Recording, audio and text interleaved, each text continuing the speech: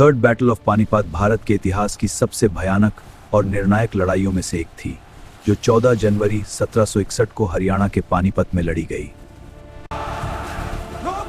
विजय हमारी है। हाँ पिताजी, हम युद्ध जीतेंगे। हमला दिखाओ दुश्मन मराठा वीरों। वो जय जीतेंगे। इस युद्ध की असली शुरुआत 1760 में हुई, जब मराठा सेना उत्तर भारत में अपनी ताकत बढ़ाने और मुगल बादशाह पर नियंत्रण बनाए रखने के लिए दिल्ली पहुंची।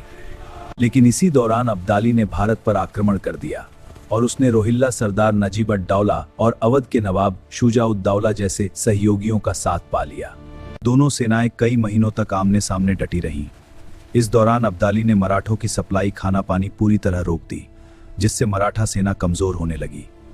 संख्या की बात करें तो मराठों के पास लगभग 45,000 प्रशिक्षित सैनिक थे, लेकिन उनके साथ बड़ी संख्या में नागरिक, महिलाएं और सेवक भी थे, जिससे उनकी गति और रणनीति प्रभावित हुई। वहीं अब्दाली के पास लगभग 60,000-75,000 सैनिक थे, जिनमें घुड़सवार सेना और तेज हमले करने वाली टुकड़ियां शामिल थीं। 14 जनवरी 1761 को सुबह युद्ध शुरू हुआ और पूरे दिन चला। शुरुआत में मराठों ने जोरदार हमला किया और अब्दाली की सेना को पीछे धकेल दिया और मराठी सैन्य बदल गई जब विश्वासराव युद्ध में मारे गए। इसके बाद अब्दाली ने चारों तरफ से घेरकर हमला किया। इस युद्ध में भारी खून खराबा हुआ। लगभग 40,000 से ज्यादा मराठा सैनिक मारे गए और हजारों लोग बंदी बना लिए गए। तब सदाश दुर्रानी की युद्ध में निर्णायक जीत हुई। इस हार के बाद मराठा साम्राज्य की ताकत उत्तर भारत में बहुत कमजोर हो गई और भारत में एक राजनीतिक खालीपन पैदा हो गया, जिसका फायदा बाद में ब्रिटिश ईस्ट इंडिया पर धीरे धीरे पूरे भारत में बढ़ा लिया।